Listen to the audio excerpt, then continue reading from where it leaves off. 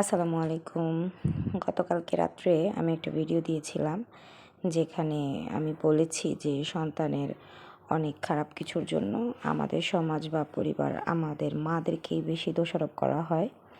তো আসলে সবাই দেখলাম যে অনেকেই আর কি, সবাই বলবো না, অনেক রকম মন্তব্য করেছে এবং যারা কমেন্ট করেছে তারা তাদের মনের কথাটাই হয়তো লিখেছে, কিন্তু অনেকে দেখলাম আজকে এটা নিয়ে আলোচনা করছে এবং অনেকেই ভাবছে যে এটা হয়তো আমার পার্সোনাল লাইফের কোনো স্টোরি।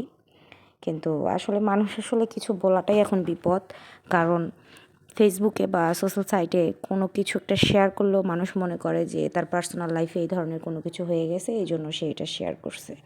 কিন্তু মানুষ যে দেখেও অনেক কিছু এক্সপিরিয়েন্সড হয়, এটা আসলে আমরা অনেকেই বুঝি না, বা মানে অল্প কিছু দেখে আসলে আরেকজনকে জাজ করে ফেলি। এটা ঠিক না। তো আলহামদুলিল্লাহ আমার সন্তানের স্টোরি ছিল না ওটা, কিন্তু আমার খুব কাছের একজন মানুষের লাইফ নিয়েই বলা। তো কারো সন্তান এরকম না হোক, এটাই দোয়া। তো এর আগে একদিন আমি পাঁপড় করেছিলাম 7-8টা আলু দিয়ে, তো দেখলাম যে ভালোই হয়েছিল, সেটার ভিডিও দিয়েছিলাম।